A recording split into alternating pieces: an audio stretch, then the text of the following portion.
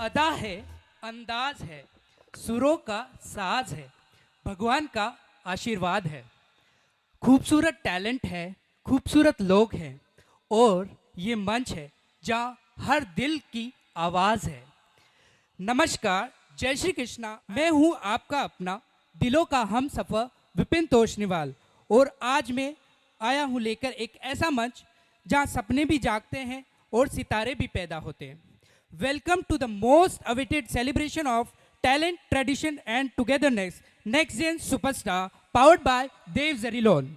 कविता सिर्फ शब्दों का मेल नहीं होती, वो दिल से निकली एक ऐसी आवाज़ होती है जो बिना शोर के भी बहुत कुछ कह जाती है।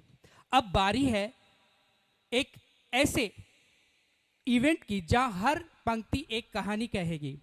वेल, सबसे पहले मैं आमंत्रित करता हूं पार्टिसिपेंट नंबर 1 हेमंत गिलड़ा, पुत्र श्री विनोद गिलड़ा, जो आए हैं डेगाना से। इनकी रचनाओं में सोच की गहराई है और अंदाज ऐसा जो सीधा दिल तक पहुंचाता है। Please welcome Hemant Gilda. आज मुझे बड़े गर्व का अनुभव हो रहा है कि महेश्वरी समाज की बदौलत मुझे इतना बड़ा मंच मिला है। जहाँ भी जाता हूँ महेश्वरी नाम ही मेरी पहचान बन जाता है। एक कहावत कहना चाहूँगा, मेरी कविता से कविता के लिए है, धन्य खेती दुरक चाकरी, धन्य धन्य है व्यापार। ये कहावत न जाने मैंने अपने दादाजी से कितनी बार सुनी है और शायद कभी ना कभी आप लोगों ने भी सुनी होगी।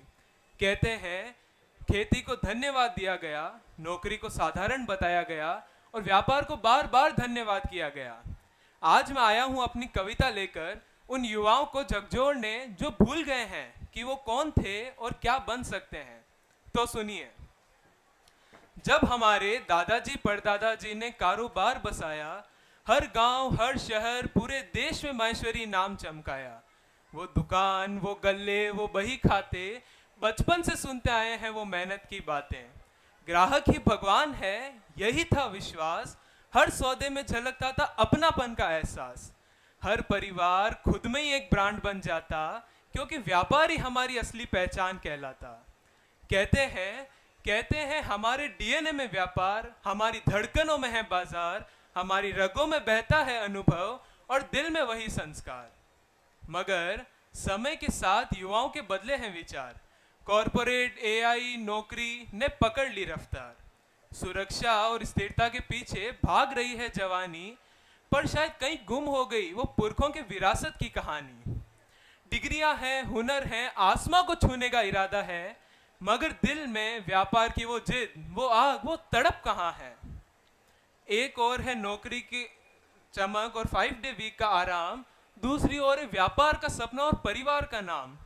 आज मैं भी खड़ा हूं इसी दो राहें पर, खुद से एक सवाल लिए कि किस ओर चलूं, जिधर दिल कहे या जिधर दुनिया चले। सेठ शब्द, ध्यान दीजिएगा, सबसे महत्वपूर्ण लाइन। सेठ शब्द जो सदियों से माहेश्वरियों की शान था, हर मोहल्ले में केवल हमारी पहचान था। अफसोस है, अफसोस अब सेठ का ताज पूरी दुनिया के सिर सजा है, क्योंकि गलती हमारी है, गलती आपकी है, गलती मेरी है, गलती हम सभी की है कि हमने व्यापार को नौकरी से छोटा समझा है। अगर मेरे जैसे युवा थोड़ी सी कमाई में संतुष्ट हो जाएंगे तो जरा सोचिए, क्या हम इस विरासत के योग्य कहलाएंगे। हमें तो पहुंचना है वहां जहां मदद करना जिम्मेदारी हो हमारी, जहां हर सफलता के साथ समाज के विकास में हिस्सेदारी हो हमारी। चलो फिर से जगाएं वो जज्बा जो किताबों में नहीं खून में है। चलो फिर से दिखा दे दुनिया को महेश्वरी केवल नाम नहीं, एक आदर्श है, जहां व्यापार सिर्फ और सिर्फ पैसा नहीं, सेवा और पहचान है, जहां केवल खुद की नहीं, देश और समाज की तरक्की भी हमारा इनाम है। धन्यवाद। Thank you so much Hemant ji for such a soulful experience. आपने जो व्यवसाय के बारे में हमें बताया है, बिल्कुल उस आपके शब्दों ने हमारे दिल पे एक छाप छोड़ी है। अब मैं आमंत्रित करता हूँ विनीत तोषनीवाल, पुत्र Shri Ramdev ji Toshniwal from Degana.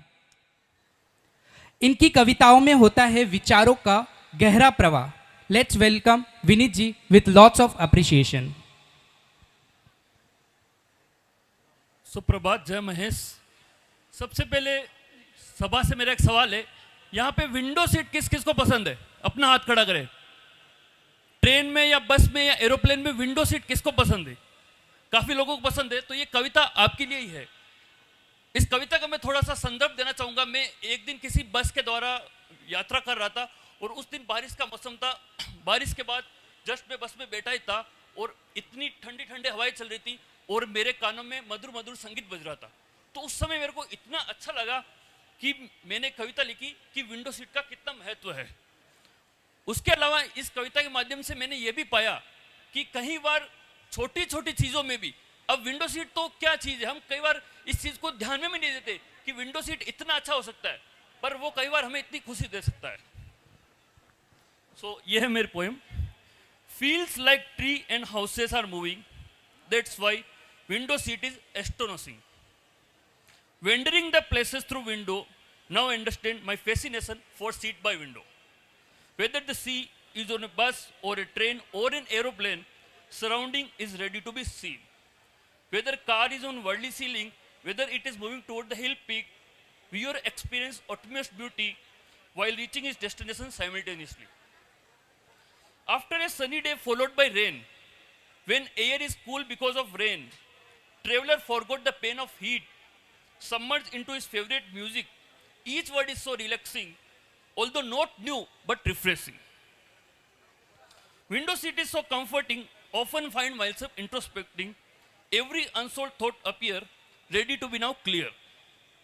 Vehicle goes over the bridge to cross the sea. As viewers see the flowing sea, viewer get happy and think how mighty is the sea.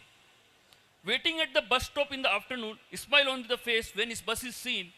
He got relieved on getting a window seat, can cover the journey more easily in the heat. अब मैं यहाँ पे एक example आपको देना चाहूँगा। एक मुंबई में एक बस चलती है मुंबई दर्शन करके। तो उस बस की खासियत है आपको उस बस में बैठना होगा और उस बस में बैठे बैठे आप पूरे शहर को भ्रमण कर सकते हो। तो यह खासियत है विंडो सीट की कि आपको ना चलना है ना फिरना है, आपको सिर्फ बैठना है और आप पूरे शहर को घूम सकते हो। Through the old world charm of old Goa, through the sight of coconut trees in fishing village, through the showroom on Colaba Causeway, feels like every place is explaining the significance so that viewer get a little bit essence. In sometimes sunsets, sight of rising moon surprises, moon above the river make it a bliss. Space between trees making the sight more fascinating. Enjoying all this nature in a bus which is moving, window seat again make itself fascinating. तो अगली बार जब भी आप बस यात्रा में हो, कृपया इस कविता को और अंदर उतारें। धन्यवाद। Such a simple, meaningful, and impactful. Well done, Vinit ji. Thank you for such a unique experience. और अब आज हमारी आखिरी पार्टिसिपेंट फॉर द पोइट्री मंच पर आ रही है दीपिका तोषनीवाल, वाइफ ऑफ विपिन तोषनीवाल, और जो आई हैं डेगाना से।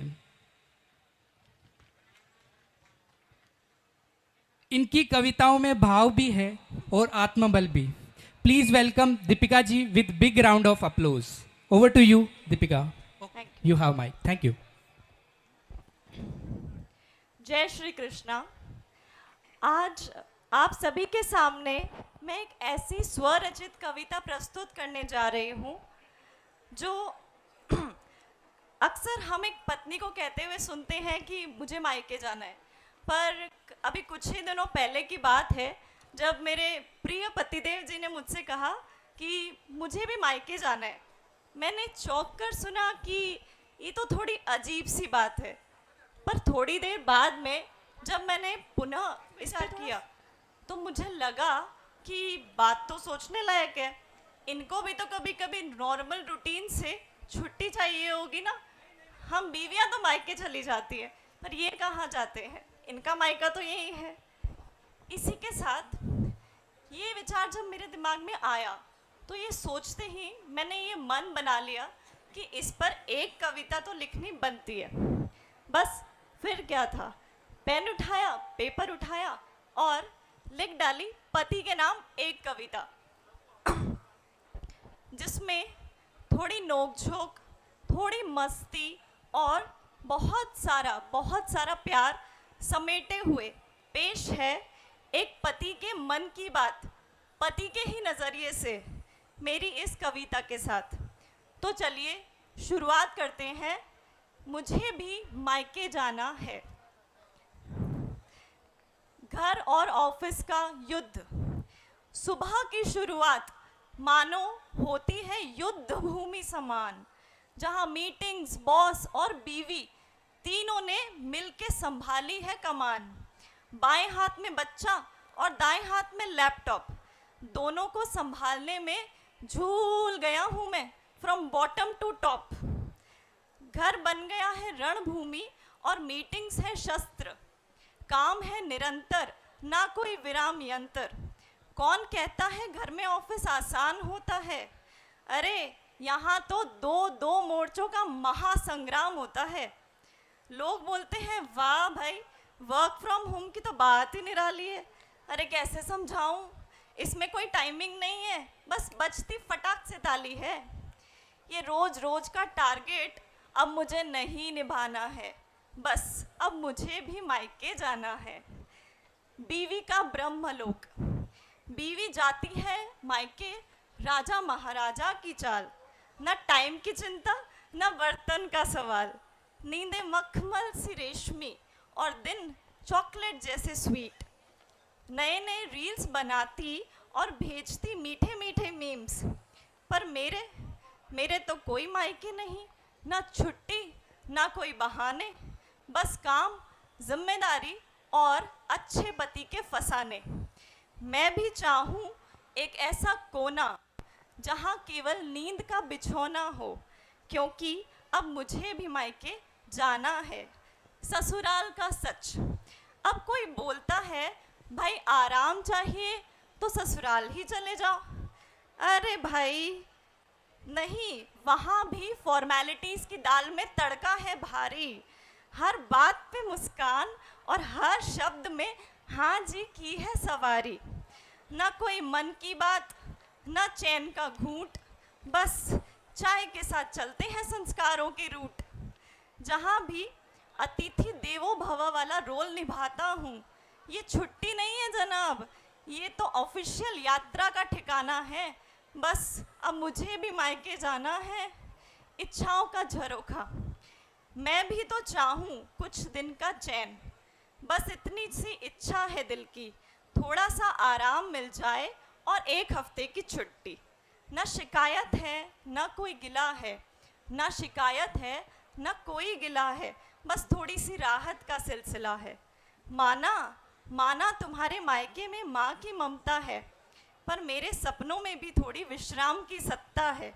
तो अगली बार जब भी तुम मायके जाने का विचार बनाना, तब मेरे लिए भी एक पति मायका ज़रूर बुक करवाना, क्योंकि मुझे भी मायका जाना है, धन्यवाद। Thank you.